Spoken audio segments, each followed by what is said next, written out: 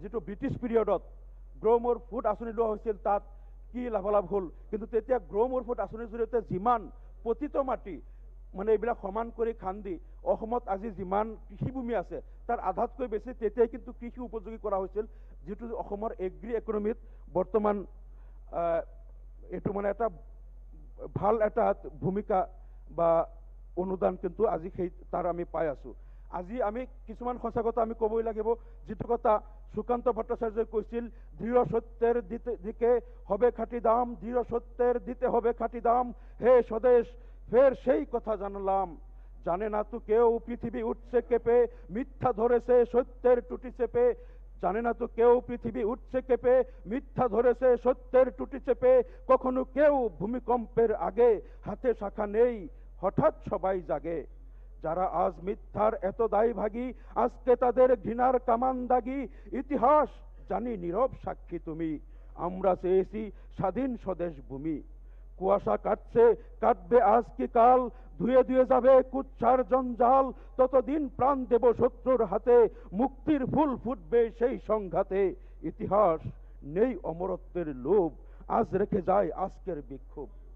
মাননীয় উপাধ্যক্ষ মহোদয়, মই আপোনাৰ জৰিয়তে মই আৰু কেইটামান কথা মই বিত্তমন্ত্ৰী মহোদয়ৰ দৃষ্টিগোচৰ কৰিব বিচাৰিছোঁ, যে ইয়াত আমাৰ এই যিটো বাজেট এষ্টিমেট দিয়া হৈছে, এই বাজেটত আমি কিছুমান আন্তঃগাঁথনি উন্নয়নৰ কাৰণে আমি 3খন মেডিকেল কলেজৰ প্ৰস্তাৱ আছে আৰু কিছুমান প্ৰস্তাৱ আমাৰ শৈক্ষিক কেন্দ্ৰতো আছে, কিন্তু সেইখিনি আমি ভাল পাইছোঁ। কিন্তু এটা কথা আমি দেখা নাপালোঁ যে আমাৰ মানে কিছুমান এৰিয়াত আজি যেনেকৈ মুখ্যমন্ত্ৰী মহোদয়ে পূৰ্বে কোচ ৰাজবংশী সন্মিলনৰ এটা অনুষ্ঠানত তেখেতে কৈ আহিছিল যে ধুবুৰী জিলাত তাতো এখন ইউনিভাৰ্চিটি দিয়া হ'ব আৰু তাতে ইঞ্জিনিয়াৰিং কলেজ এটা বৃহত্তৰ এলেকাত নাই। মুখ্যমন্ত্ৰী মহোদয়ে যিটো প্ৰতিশ্ৰুতি দিয়া হৈছিল যোৱাবাৰ বাজেটতো নাহিল, এইবাৰো নাহিল। সেই অঞ্চলৰ মানুহে আশা কৰিছিল যে এইবাৰ হয়তো বাজেটত সেই মুখ্যমন্ত্ৰী মহোদয়ৰ প্ৰতিশ্ৰুতিটো আহিব, কিন্তু সেই কথাটো অন্তৰ্ভুক্ত নহ'ল।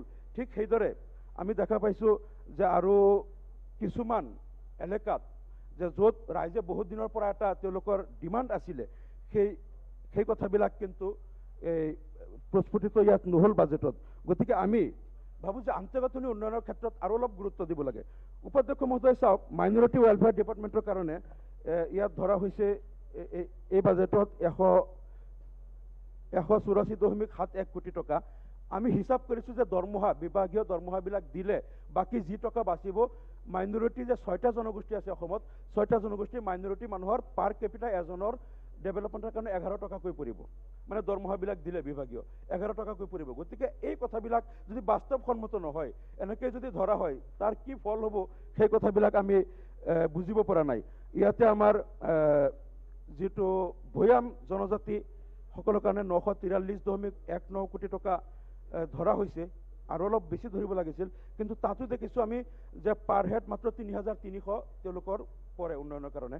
গতিকে আমি ভাবোঁ যে এই কথাবিলাক অলপ চাইণ্টিফিক ৱেত ল'লে ভাল হয়। আৰু তাৰ লগে লগে আপুনি কাটমোচনত কৈছেনে আৰু এটা কথা ডিমাণ্ড আনিছে? আৰু এটা কথা মই ক'ব বিচাৰিছোঁ মাননীয় উপাধ্যক্ষ মহোদয়, যে এই যে আন্তঃগাঁথনি উন্নয়ন আৰু সামগ্ৰিকভাৱে অনগ্ৰসৰ সকলো জাতি জনগোষ্ঠীক একেলগে লৈ সন্মিলিতভাৱে অসমখনক টিম আছাম হিচাপে লৈ, বৃহত্তৰ অসমীয়া জাতি হিচাপে লৈ, সকলোকে আপোন হিচাপে লৈ অসমখনক আগুৱাই লৈ যোৱাৰ যি প্ৰতিশ্ৰুতি বাজেটত আমি আশা কৰিছিলোঁ, সেইমতে আমি দেখা নাপালোঁ।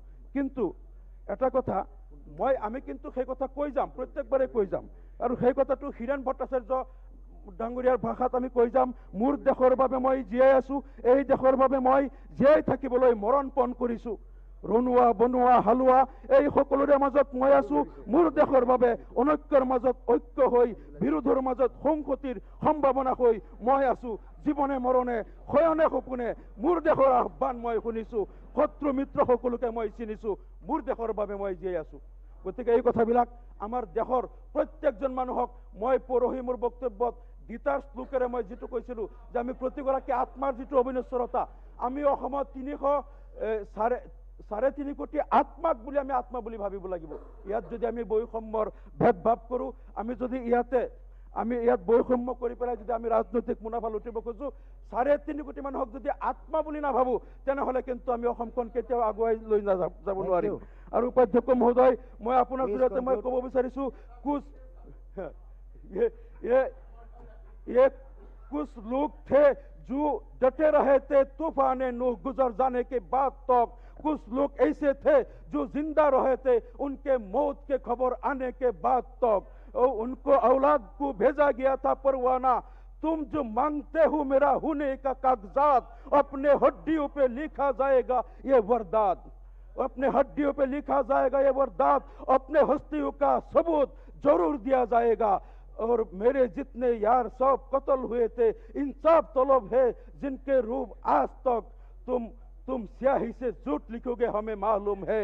और ये सत्य परवास की इस फटे गोले की आवाज की जिंदा रखा जाएगा, मेरे खून से ही सही लेकिन सच जरूर लिखा जाएगा।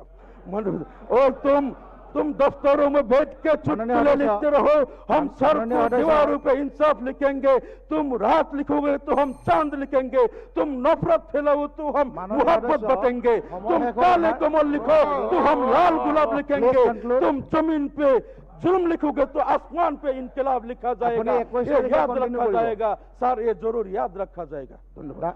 The House is adjourned till 9:30 AM on 31st March 2022.